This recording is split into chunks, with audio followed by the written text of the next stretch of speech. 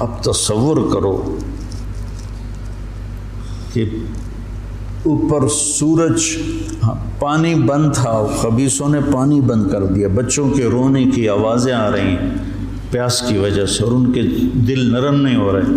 پھر آپ نے حضرت عباس بن علی کے ساتھ ایک دستہ بھیجا، جنہوں نے لڑ بھڑ کے کوئی 30 کے 32 مشکیزیں پانی کے بھر کے لے کر آئے، لیکن وہ کتنی دیر چلنا تھا،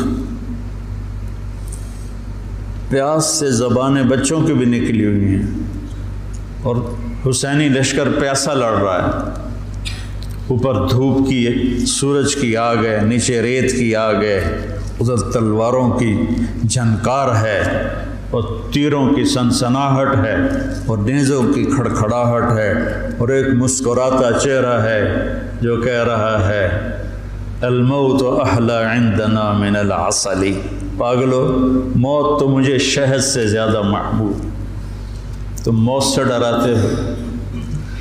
تو یہ لڑائی کیا لڑائی تھی، 72 آدمی 5000 سے کیسے لڑ سکتے تھے، جانیں ہی دینی تھی۔ تو انہوں نے پہلے ان کے گھوڑوں کو بیکار کر دیا، گھوڑوں کو، شمر نے کہا ان کے گھوڑوں کو مارو، پہلے گھوڑوں کو مارا تو سارے پیدل ہو گئے، پیدل ہو گئے تو پھر گردنیں کٹنے لگی۔ حر بن یزید نے جب دیکھا کہ یہ تو واقعی لڑنے لگے ہیں، تو اس نے عمر بن سعد سے پوچھا تم واقعی لڑو گے؟ کہنے لگا ہاں۔ کہنے لگا اچھا میں گھوڑے کو پانی پلا کے آتا ہوں جنگ شروع ہونے سے پہلے، اور گھوڑے کی لگام اٹھائی پانی پلانے کے بہانے، اور آ کر حضرت حسین کے قدموں میں گر گیا کہ مجھے نہیں پتا تھا یہ بدبخت آپ کی جان لے لیں گے، میں معافی چاہتا ہوں، میں اپنی جان کا نذرانہ آپ کے قدموں میں پیش کروں گا۔ ان کا بیٹا بھی ساتھ آ گیا، باپ بیٹا دونوں شہید ہوئے، اور وہ حضرت امام حسین کے ساتھ مل کے۔ تو ایک ایک کر کے جب سارے شہید ہو گئے تو پیچھے اہل بیت رہ گئے۔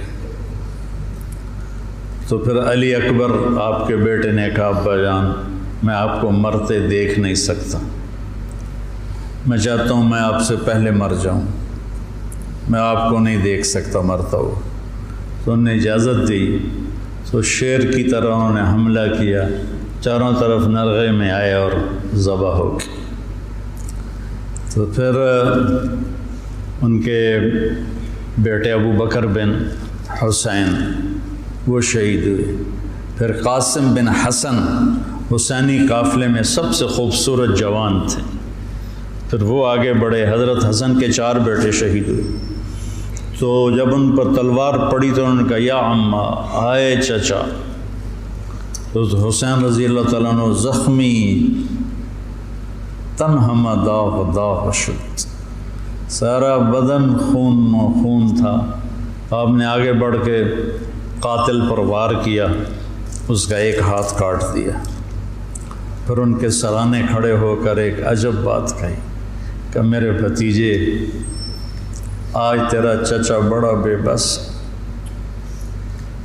یہ کیا جواب دیں گے اللہ کے نبی کو قیامت کے دن کہ انہوں نے ان کی اولاد کو ہی ذبح کر دی۔ تو ان کی لاش کو اٹھایا اور پیچھے جا کے رکھ دیا۔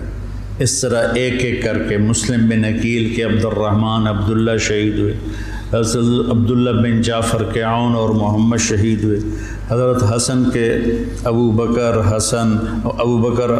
عبداللہ اور قاسم شہید ہوئے، عثمان شہید ہوئے، آپ کے اپنے بیٹے حضرت علی کے عبداللہ، محمد، عثمان، جعفر، عباس، حسین 6 شہید ہوئے۔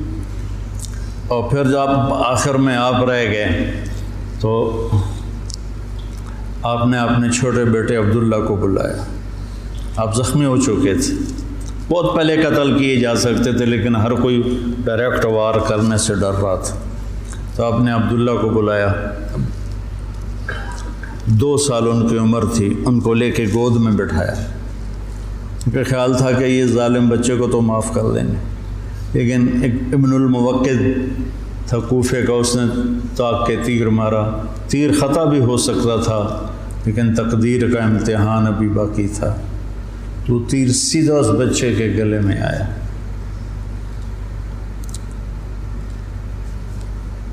ہم یہ تاریخ بھلا دیں.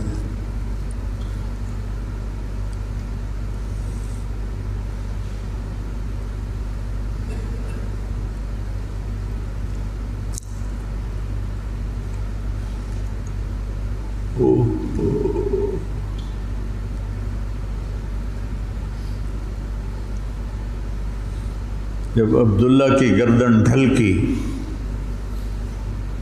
اس وقت حضرت حسین اپنے بیٹے کا خون جو ابل رہا تھا وہ ایسے ہاتھوں میں لے لی اور یوں آسمان کی طرف اٹھا. کیا حال ہوا ہوگا اس وقت زمین آسمان کی مخلوق، آسمان کے فرشتوں کا. اے اللہ، تو مجھ سے راضی ہے تو میں تجھ سے راضی، لیکن ان سے انتقام تو ہی لینا. انہوں نے تیرے نبی کی اولاد کو ذبح کر دی.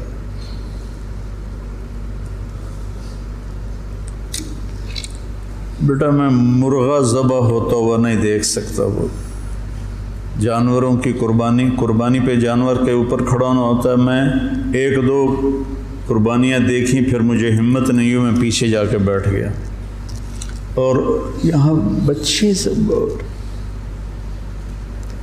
2 سال کا بچہ کتنا پیارا ہوتا ہے، اور اس کے یہاں تیر لگے اور وہ آہ بھی نہ کر سکے، اور باپ کی گود میں اس کی گردن ڈھلک جائے. سوچو تو صحیح.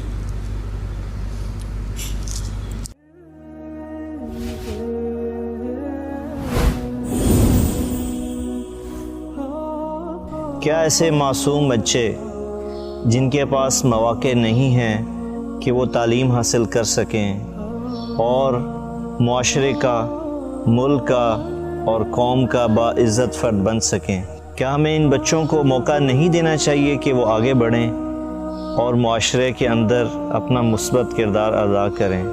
اگر ہم نے ان بچوں کو موقع نہ دیا تو یہ بچے اسی صبح و شام کے آنے جانے میں اپنا مقام کھو بیٹھیں گے. اسی لیے MTJ فاؤنڈیشن لا رہا ہے یتیم اور غریب بچوں کے لیے اسکالرشپ کا پروگرام. اب ہمارا بچہ پڑھے گا، آگے بڑھے گا اور انشاءاللہ سارے جہان کو منور کرے گا.